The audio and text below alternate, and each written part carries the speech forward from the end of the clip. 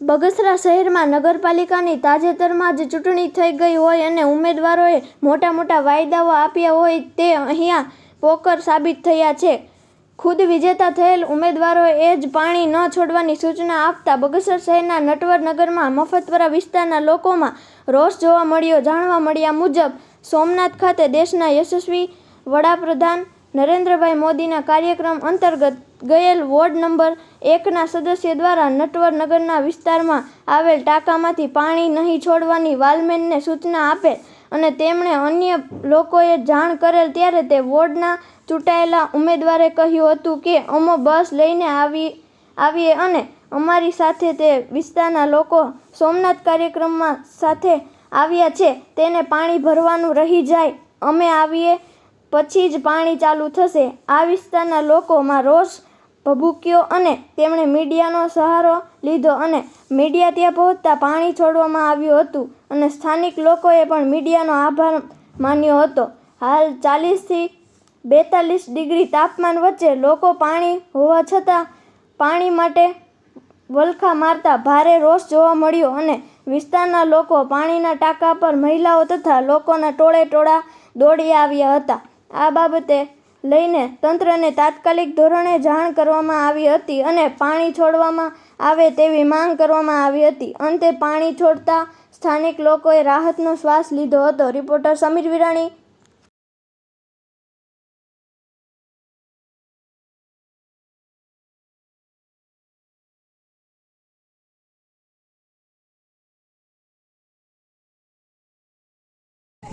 તમારું નામ? મારું નામ હરેશભાઈ શેખવા છે. નટવરનગર 1 નંબર વોર્ડમાં રહું છું અને અહીંયા પાણી 6 વાગે છોડવાનો ટાઈમ છે, પણ ઉમેદવારો સોમનાથ નરેન્દ્ર મોદીની મિટિંગમાં ગયા હોય એટલે એની સાથે બૈરાઓ ગયા હોય તો એ લોકો પાણી જે છોડે છે, રહીમભાઈ ઠેબા એમને ના પાડીને ગયા છે કે જ્યાં લગી અમારી ભેગા બૈરાઓ છે એ ન પહોંચે ત્યાં લગી પાણી છોડવામાં આવશે નહીં. તો આ ભર ઉનાળામાં આ ગરમીમાં પબ્લિક શું કરે?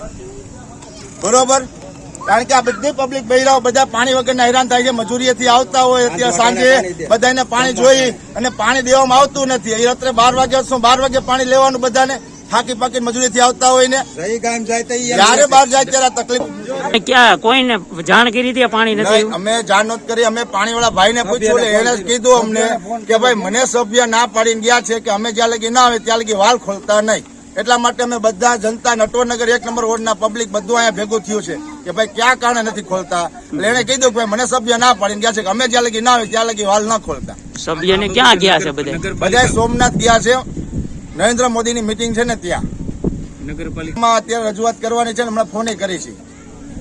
મારું નામ દીપાભાઈ છે. વોર્ડ નંબર 1માં અમે રહીએ છીએ અને અમારા સભ્યો બહાર ગામ ગયા છે. એ આવે પછી પાણી છોડવાનો એવો ઓર્ડર કરીને ગયા છે. આવું કાયમ સમસ્યા છે. સુટાણા તેદું નહીં કે ગામમાં અમને કોઈ મત નથી દીધા એટલે અમે જેમ કહીએ એમ કરવાનું છે.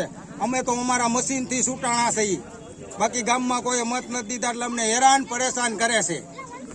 બધી સભ્યોને ફોન કર્યા એ કે અમે બહાર ગામ અમે આવી પછી પાણી દેવાનું. તો અમે કોક બહાર ગામ જાવું, અમારા ગામમાંથી જાન જાય તે અમે જાન આવી જાય પછી પાણી દેવો. અમારો 5:30 વાગ્યાનો છે પાણી દેવાનો. સમસ્યા છે અમારી. બોલો. કંચનબેન ડાબી 7 મહિનાથી પાણી નથી આવતું અમારે નટવરનગરમાં દશામાના મંદિર પાસે. તો મત તાણે અમારા પગ પકડતા હતા અને હું પાળે બેઠી હતી. મારી પાસે પાળે બેસીને કે અમને મત દેજો, પેલા મત દો પછી અમે પાણીનું કરશું કે. તો અટાણે પાણી નો દીધો 10 દિન નથી જતા પાણીનું બંધ કરી દીધું. તો અમારે 5 વર્ષથી દવા ચાલુ છે તો અમારે જેવા પાણી ક્યાં ભરવા જાય? અને ટાંકે છે મોડું પાણી, ટાંકે લુગડા તારવા ન દેતા તો અમે પાણી ક્યાં ભરવા જાય? લુગડા તારવા ન દે અને પીવાના લુગડા કપડા ક્યાં ધોવા જવા અને પીવાનું ક્યાં ભરવા જવું? તો મટાણે કેમ પગે લાગતા હતા, પગ પકડતા હતા? તો અટાણે કેમ પાણી નથી દેતા કોઈ? હાલો કપકભાઈ, હું સંદીપ બોલું છું નટવરનગરથી. સવારમાં નટવરનગરની અંદર પાણી આપેલું છે. આ જે મફત છે, મફતનગર છે, એમાં પાણી આપેલું નથી. અને અત્યારે એ કહે છે સભ્ય આવે એ પછી 8-9 વાગે પાણી દેવામાં આવશે. સભ્યો ભેગી બૈરાઓ છે, બૈરાઓ નટવર પૂગી જાય પછી. અને સવારે નટવરમાં પાણી આપ્યું ત્યારે એ બૈરાઓ નહોતી. એ એક સવાલ છે પૂછવાનો. સવારમાં નટવરની અંદર આપી દીધું, આ મફતિયામાં નથી આવ્યું.